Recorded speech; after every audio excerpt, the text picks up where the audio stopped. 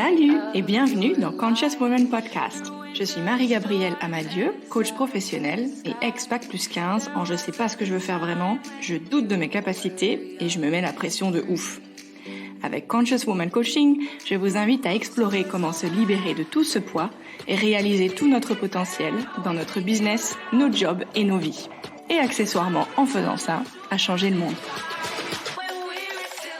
Hello à toutes, j'espère que vous allez bien. Pour ce deuxième épisode de l'année 2021, on va parler de comment faire quand on ne sait pas ce qu'on veut. Et oui, parce que je crois qu'on est quand même un grand nombre, pour ne pas dire finalement la majorité, à ne pas forcément avoir ou vivre avec des intentions bien claires et des objectifs bien définis.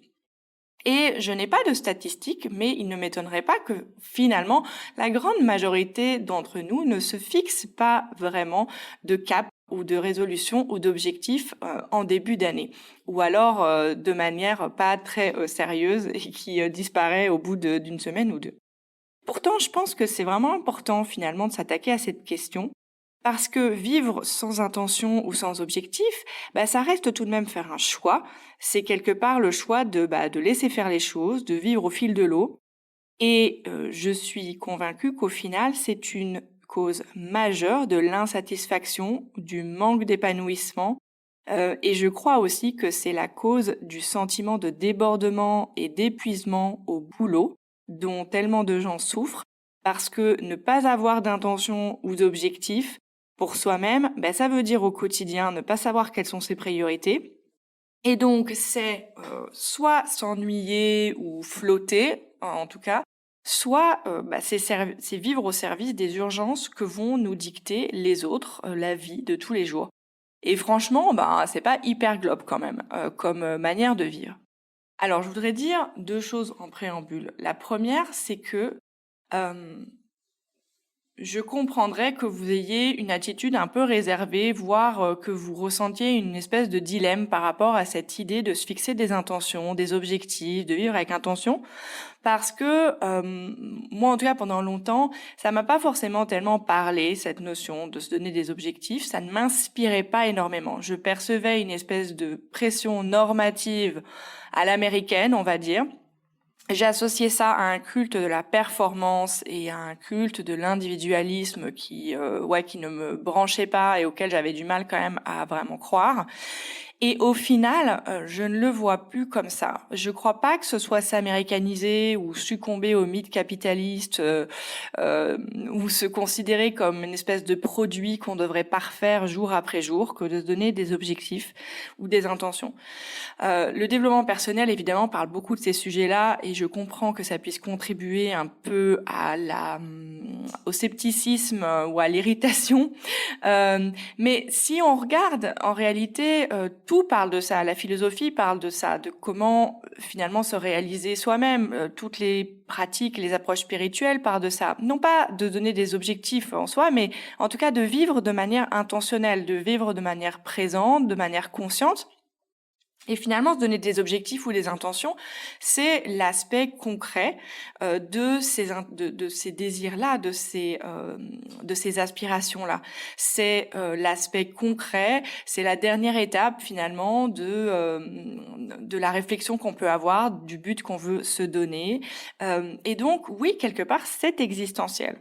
Donc, si vous avez des réticences au fait de vous donner des objectifs et de vous engager sur des objectifs parce que vous ne vous reconnaissez pas dans cette culture de la performance, je crois que recadrer le sujet comme ça et voir les objectifs et les intentions comme une façon justement de s'élever au-dessus d'une vie qui consisterait simplement à se laisser aller au fil de l'eau, à consommer, à produire, à survivre quelque part, voire à se divertir, voilà, produire et se divertir et puis voilà, à juste faire les choses du quotidien et puis à laisser passer les années comme ça sans direction particulière.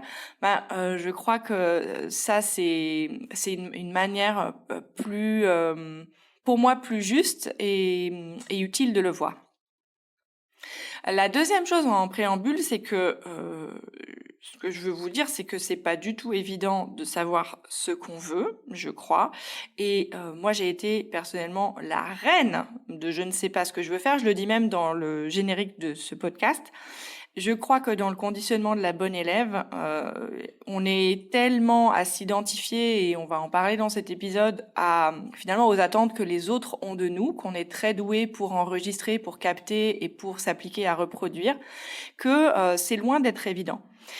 Et, euh, et donc, de plein de façons, même encore maintenant, je remarque que moi, c'est comme un vieux réflexe, ce réflexe de me dire que je ne sais pas, qui va apparaître comme une pensée automatique. Dès que je suis dans l'inconfort, je vais recourir, ou une partie de mon cerveau, en tout cas, va être tentée de recourir à cette habitude de me dire que je ne sais pas.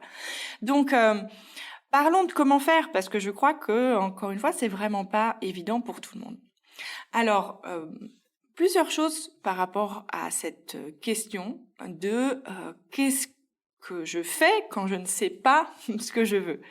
La première, c'est de comprendre que ne pas savoir, c'est justement une pensée, et uniquement une pensée que l'on a à propos de sa réalité, ce n'est pas la réalité. Donc, comme je vous disais, moi, je me suis raconté pendant très longtemps que je ne savais pas ce que je voulais faire, ou que je ne savais pas quoi faire. Et j'y croyais vraiment. C'est-à-dire que j'étais convaincue que c'était un vrai problème, que je ne savais pas, et que donc, il fallait que quelque part je trouve les réponses à l'extérieur, mais je ne savais pas comment faire, etc. Ce sont des mots qu'on assemble dans notre tête, je ne sais pas, qui forment une pensée, qu'on pense et qu'on repense tellement de fois, que ça peut devenir un aspect de notre identité, en tout cas sur certains sujets sur lesquels on n'arrive pas à avancer. C'est-à-dire que j'ai pensé tellement de fois que je ne sais pas ce que je veux faire. Par exemple, moi, ça a été dès la scolarité, quand on commence à vous demander qu'est-ce que tu veux faire plus tard, etc. Je n'ai jamais su. Et donc, ça devient une partie de notre identité. On finit par se dire, de toute façon, moi, je suis quelqu'un qui ne sait pas ce qu'elle veut. De manière générale. Je suis quelqu'un qui n'a pas de passion. Ça, c'est aussi quelque chose que j'ai beaucoup pensé. Et au fond, c'est important de reconnaître que c'est uniquement un manque de confiance. En fait, quand on se dit que je ne sais pas ce que je veux, que je ne sais pas exactement quoi me donner comme objectif, comme intention, c'est simplement qu'en fait, au fond, on a peur de ne pas être capable. Et donc, on se convainc qu'on ne sait pas, ce qui nous évite d'agir, tout simplement. Et comme on n'agit pas, on n'avance pas. Et comme on n'avance pas, ça renforce notre conviction qu'on ne sait pas et qu'on ne peut pas avancer. Alors, je vous invite vraiment à y réfléchir si vous avez cette sensation de ne pas savoir ce que vous voulez vous donner comme objectif ou comme intention pour cette année, ou en général sur différents sujets de votre vie. Et je le dis vraiment avec beaucoup de compassion, parce que j'ai été victime de ce syndrome pendant très longtemps, mais c'est la réalité. Voyez si ça n'est pas vrai pour vous, que c'est un automatisme de pensée et rien de plus.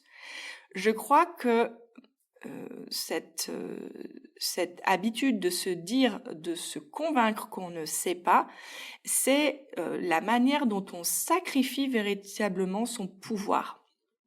Parce que quand on ne sait pas, le fait de ne pas savoir ou de croire qu'on ne sait pas évite de prendre des décisions. Or, la puissance, le pouvoir qu'on peut avoir s'incarne dans les décisions. C'est en prenant des décisions, qu'elles soient micro ou macro, qu'on prend le pouvoir, qu'on avance. Donc à chaque fois que je ne me décide pas, en m'appuyant sur cette pensée que je ne sais pas, je m'auto-sabote, littéralement. Donc, si je ne sais pas, ou ces variantes, je ne suis pas sûre, ou je ne suis pas encore prête pour ça, je ne pense pas que ce soit le bon moment, etc., et que je ne sais pas si j'y crois vraiment, etc., si tout ça font partie de vos pensées récurrentes, je vous propose de les noter et de remarquer en quoi est-ce qu'elles forment un schéma récurrent qui vous garde prisonnière quelque part. Et ensuite, une fois qu'on prend cette conscience-là, on peut procéder à une alchimie quelque part qui se fait toute seule. L'alchimie, ça consiste à accepter ce constat que simplement en prenant de la distance, en voyant ses pensées non pas comme la vérité, mais comme simplement un schéma de pensée répétitif, qui n'a pour résultat que de nous garder exactement au même point dans notre vie, ça nous permet de prendre de la distance, de se désidentifier de cette conviction qu'on ne sait pas, et donc de reprendre le pouvoir. Celui qui ne sait pas, ce n'est pas l'entièreté de nous-mêmes, c'est la partie de nous qu'on peut appeler l'ego, le self-one ou le mental. Derrière, il y a toujours notre moi profond, notre âme qui on est, et cette partie-là de nous, elle sait. Il s'agit simplement, entre guillemets simplement, de calmer le mental et de laisser les idées apparaître. Donc, je vous invite, si vous avez l'impression de ne pas savoir, à vous poser la question, qui seriez-vous sans cette pensée que vous ne savez pas? Qu'est-ce qui deviendrait possible? Quelles idées émergent? Qu'est-ce que vous pourriez faire? La deuxième chose que je veux vous offrir par rapport à cette question de je ne sais pas, c'est que le fait de décider, de se donner une intention, de se donner un but, de se donner un objectif, c'est oser désirer, c'est oser rêver, c'est oser vouloir. Et ça, j'en ai déjà parlé dans d'autres épisodes. Je crois vraiment que c'est très compliqué pour beaucoup de femmes, et pas seulement pour des femmes, mais pour beaucoup de femmes, et notamment quand on est conditionné dans ce mode bon élève. Se laisser imaginer une version d'un futur soi qui soit différent, qui soit plus grand, qui soit, qui soit changé, non pas pour se renier et essayer d'être quelqu'un d'autre ou d'imiter une norme, mais pour grandir dans ses capacités, dans son potentiel. C'est quelque chose qui est compliqué pour la bonne élève. Si on prend un exemple classique, par exemple, l'exemple de vouloir se remettre en forme ou perdre du poids.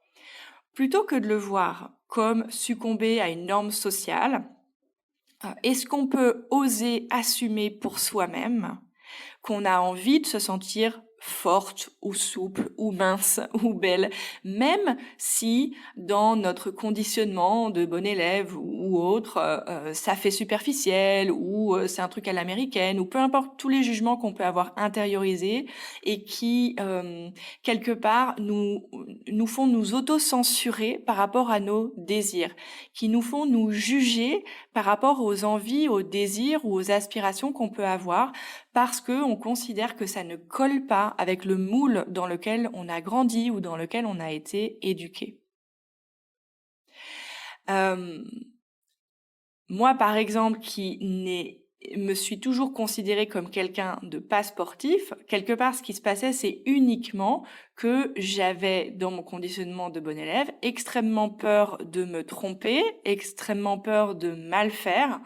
Et comme je l'ai raconté dans un live il y a pas longtemps, j'étais du genre à éviter le cheval d'arçon en cours de gym parce que ça me terrifiait de courir devant les autres et de possiblement me planter et ne pas réussir à sauter par-dessus le cheval d'arçon devant tout le monde. Et donc, de ressentir de la honte. Je crois que pour beaucoup d'entre nous, pour rester sur cet exemple de la remise en forme, entre guillemets, pour beaucoup de femmes qui n'osent pas tout simplement aller courir parce qu'elles ont peur qu'on juge leur corps. Je m'en fous, moi, qu'il y ait une norme qui est parfois malsaine de minceur, c'est clair, mais ça n'a rien à voir. Je sais, pour l'avoir fait aussi, que c'est une victoire personnelle que de mettre ses fringues de sport et de sortir courir ou de sortir aller soulever des poids dans une salle de gym, etc.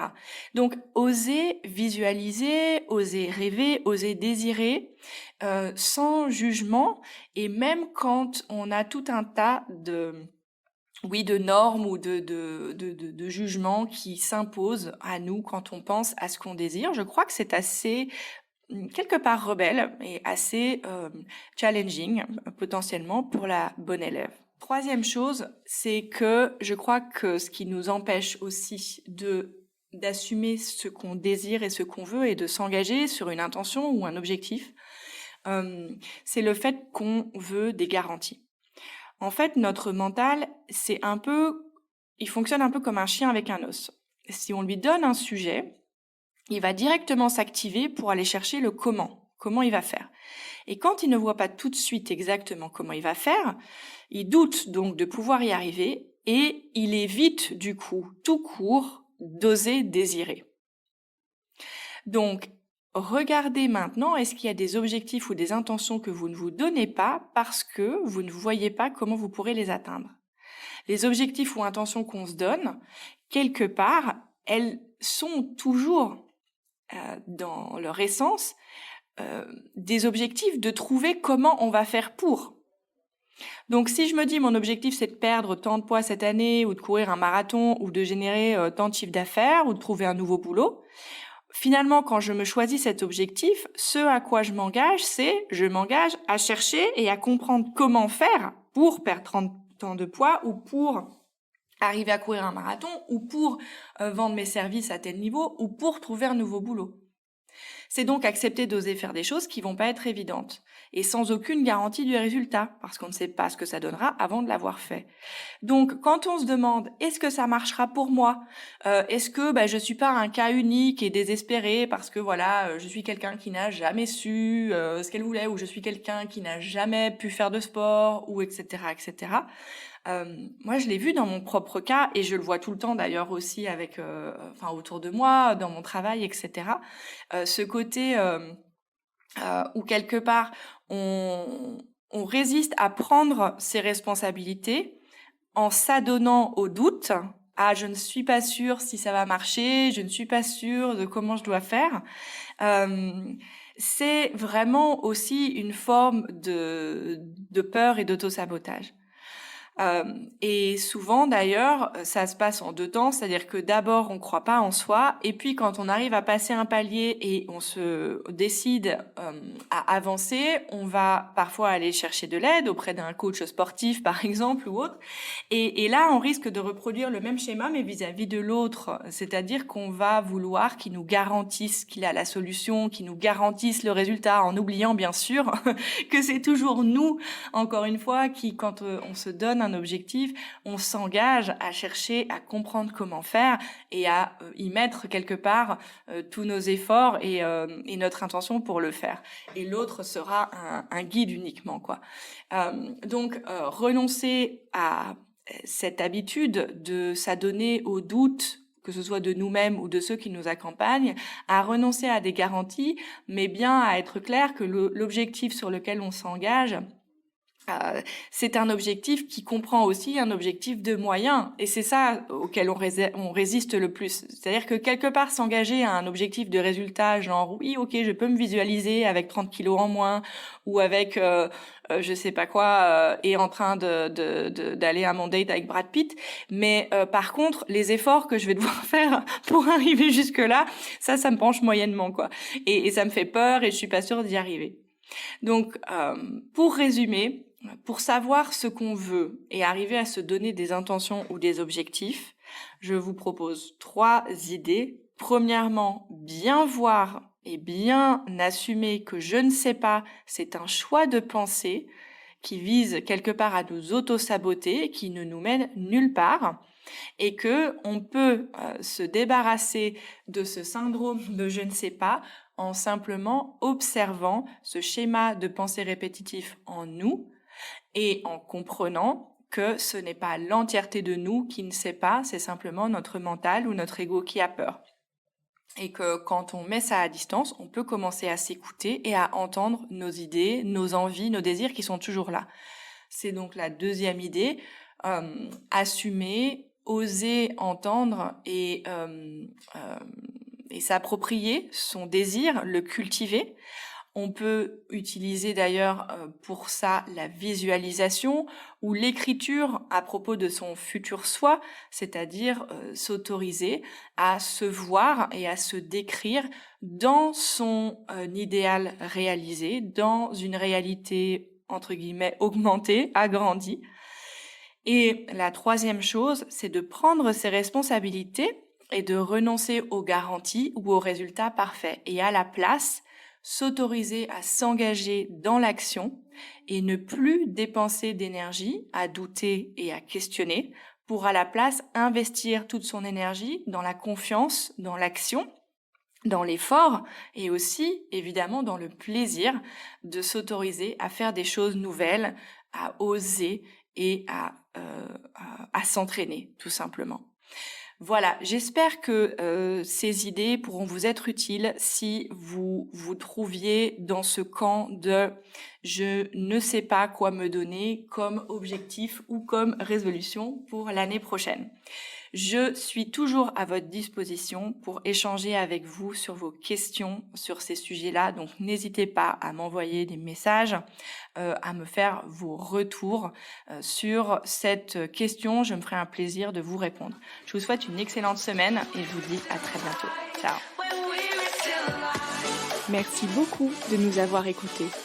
Et maintenant, venez, on discute sur mon compte Instagram, Conscious Woman Coaching, ou sur ma page Facebook, Marie-Gabrielle Amadieu.